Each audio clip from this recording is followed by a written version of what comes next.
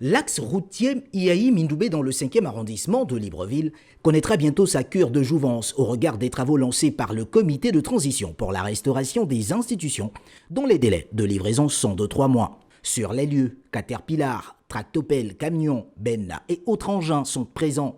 Il faut à tout prix accélérer le rythme, le besoin de sortir les riverains qui n'ont eu que leurs yeux pour pleurer de ce calvaire vécu depuis plusieurs mois demeure une urgence non négligeable pour le CTRI. C'est un ouvrage en béton armé de section 2 x 1,5 que nous allons couler en place. Nous allons faire une reprise de chaussée avec une structure de 25 cm de latérite, 20 cm de GNT et 14 cm de grave bitume avec 6 cm d'une couche d'enrobé en BB, en béton bitumineux. Donc normalement, c'est des travaux qui ont débuté au niveau de cette section depuis le 2 octobre pour une durée de 3 mois. Des difficultés pour l'aménagement de cette route existent. Heureusement, celles-ci ne viennent pas à bout de la détermination du ministère des Travaux publics. Surtout au niveau des placements de réseau, comme vous l'avez si bien constaté, là on a une conduite d'alimentation d'eau qui est un frein à ce que nous puissions poursuivre l'exécution de l'ouvrage.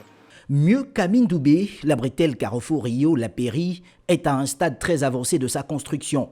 La chaussée, autrefois impraticable en toute saison, devenue un véritable chemin de croix pour les automobilistes, connaît un taux d'exécution d'environ 80%. Donc celui d'Agonje, au niveau du rond-point du stade jusqu'au rond-point Pharmacie Cœur de Jésus, au niveau du Cap Extérias, nous avons la bretelle de l'école de l'ENEF qui est achevée à 100%. Et nous avons le chantier de Rio, Férouge-La Pairie. Décor peu reluisant, c'est celui de la route située dans la commune d'Akanda, aux alentours du stade Sino-Gabona, où, lors de son passage il y a quelques jours, le président de la transition, chef de l'État, le général Brice Clotaire Oligui Nguema, exprimait son mécontentement.